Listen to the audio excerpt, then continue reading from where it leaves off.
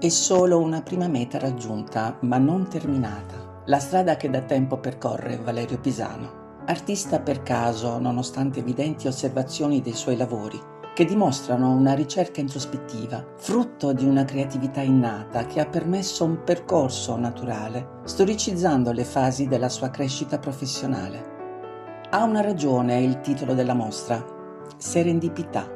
Una deduzione che conferma quanto l'inaspettato ci sorprenda senza averlo cercato. È un processo istintivo che ha coinvolto l'artista, che stiamo apprezzando, e che ci permetterà di sorprenderci proprio per la sua creatività.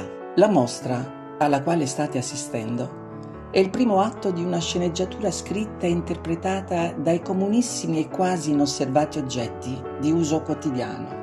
L'evoluzione del suo pensiero della materia culmina con la scultura posta nel bosco Selene a Lanusei, ultimo, ma non termine, di un processo evolutivo che ancora deve essere manifestato. Sacerdote, nel titolo, la mistica sacralità laica dell'artista. Gli artisti sono il transfer del divino con gli uomini, e lo dimostra Valerio Pisano. E per osare sfidare gli dei, l'artista si propone con lavori che dissacrano, ma non oltraggiano l'infinito. La strada che cammina Valerio Pisano ha del misticismo esente dalla fede comune. La sua è un'interpretazione introspettiva del suo sé, e questo gli permette di osservare il mondo in cui vive, con una visione approfondita delle cose. È una profusione dadaista, che fa dell'oggetto il senso primario della sua funzione. L'artista gli toglie la ragione per il quale è stato progettato e gli dà un'altra dimensione. Ci trasfonde il suo pensiero completamente stravolto dall'origine. È una trasfusione intellettuale che scardina l'uso per il quale è stato pensato. Provoca, stimola, sprona e ci fa anche sorridere. Dopotutto, una boccia di soluzione fisiologica può anche diventare una flebo d'arte. Così come i grandi dadaisti del primi Novecento, da Picabia ad Hermé, fino a Moot, che del Dada ne fanno un'arte d'avanguardia, sfidando i concetti accademici. Lo dimostrano le forbici a doppio e punte, le manette con nacchere e soprattutto la forchetta con boccone pronto. Potrebbe farci anche un po' rabbia, pensare, ma che roba è? È invece la sua proposta a farci riflettere. Un invito a pensare. Tutto ciò di cui siamo circondati ha una funzione slegata all'uso e rivista con un altro obiettivo. Destruttura l'ovvio e così operando Valerio Pisano attraversa correnti artistiche applicandole su se stesso, elaborandole e producendo pezzi di arte contemporanea, testimoniando quanto un oggetto si muti in un altro oggetto, mantenendo la stessa struttura per la quale era stato pensato. L'artista dà un altro valore allo stesso oggetto e lo scopriremo tra poco. Consideriamo l'artista un amanuense. Gli elaborati lavori grafici rappresentano mondi iperrealistici, figure astratte minuziosamente tratteggiate a penna, meticolosamente. Ecco la ragione di considerarlo amanuense. E gli amanuensi erano sacerdoti preposti per la loro infinita pazienza alla riproduzione di testi e raffigurazioni sacre. Ed ecco che ci riporta la sua mistica sacralità laica. Ovvio che l'artista va considerato nel nostro contemporaneo e nulla osta di pensarlo come un artista dettato da leggi onnipotenti. Se ci sorprende, vuol dire che c'è del soprannaturale. L'arte è sempre segno di qualcosa di divino, altrimenti non ci commuoveremmo di fronte a Michelangelo.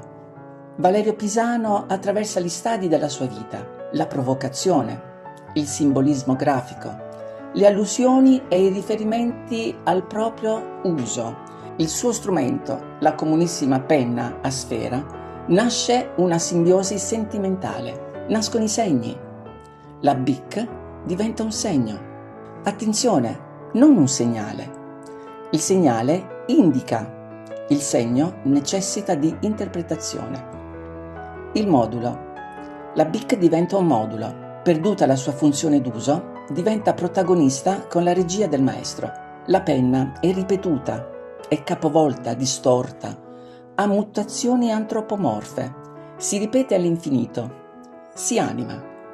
Valerio Pisano la dirige, come la serie delle coppie legate alla tradizione culturale del territorio. Le veste, le mette in posa, dà ad ogni coppia un'identità territoriale, un omaggio alla sua terra. E così la BIC comincia a diventare interprete, come gli artisti di palcoscenico, i trasformisti, il ciclista, l'atleta, gli atleti, l'uomo di Vitruvio. Diremmo che omaggia l'infinito genio umano. Un esempio di trasformismo plateale? BIC come Arturo Brachetti. L'uomo, la penna, si trasformano in altre identità. Potremmo osare paragonare l'artista rischiando la blasfemia nel capolavoro della Cappella Sistina, in cui Dio dà la vita ad Adamo. L'artista osa dargli una penna. Nel lavoro Adamo Rossa, Valerio Pisano innocentemente si burla dell'arte. L'arte, definita come la famosa A maiuscola, è il coraggio di osare. Ma i riferimenti a Leonardo da Vinci, a Michelangelo, sono omaggi ai geni. La dama non ha più l'ermellino, ma stringe una penna. San Sebastiano è trafitto da penne BIC. È trasgredire ossequiando il passato. L'artista lo rispetta. Prende dal passato e lo riporta oggi. È uno storico. L'artista non azzarda previsioni. Il domani è una realtà utopistica. Non lo sa. Ma sa il passato perché esso è la storia. Non manca di coraggio Valerio Pisano. E proprio quella penna BIC continua a destrutturarla.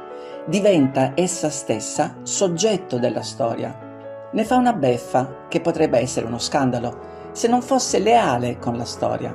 Nel 1984 degli intelligentissimi studenti livornesi fecero questa operazione. Portarono alla luce 3 sculture di Modigliani, 3 sculture che il tormentato artista gettò nell'Arno. Perfino Giulio Carlo Argan, straordinario storico dell'arte, ne fu beffato. La burla fu scoperta e i ragazzi denunciati. Ma indubbio fu il messaggio: persuasione collettiva.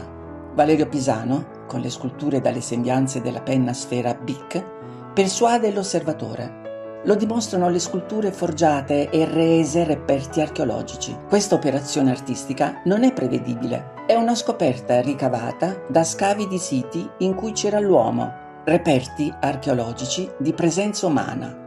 Altra burla, magistralmente prodotta in officina e rese antiche grazie alle tecniche di ossidazione, l'artista ci porta indietro nel tempo, dando un passato all'oggi chiamato contemporaneo. Il termine contemporaneo non ha un valore, non esiste il presente. Nel momento in cui si fa un'azione, questa è già passata e mi accingo a farne un'altra che diventa cosa fatta, cioè passata. È una linea infinita, cioè la vita. Con queste ragioni, le sculture di Valerio Pisano sono in realtà testimonianze del passato. Non si potranno considerare dei falsi storici. L'artista, ricercatore della storia dell'arte, mette in pratica quello che è un unicum, rendere quello specifico oggetto il protagonista eterno del tempo. Salta la storia, l'approfondisce, interpreta a suo modo l'arte. La serie Kama Sutra è l'armonia. Il contesto fisico è un paradigma del comportamento tra gli esseri umani, la fisicità intesa quale assoluto atteggiamento di equilibrio. L'energia infusa tra 2 amanti che domina l'intero universo. E che lo facciano 2 penne BIC nulla toglie al loro ideale messaggio. Non c'è azione senza che essa sia fatta con l'amore. E Valerio Pisano lo dimostra con serendipità.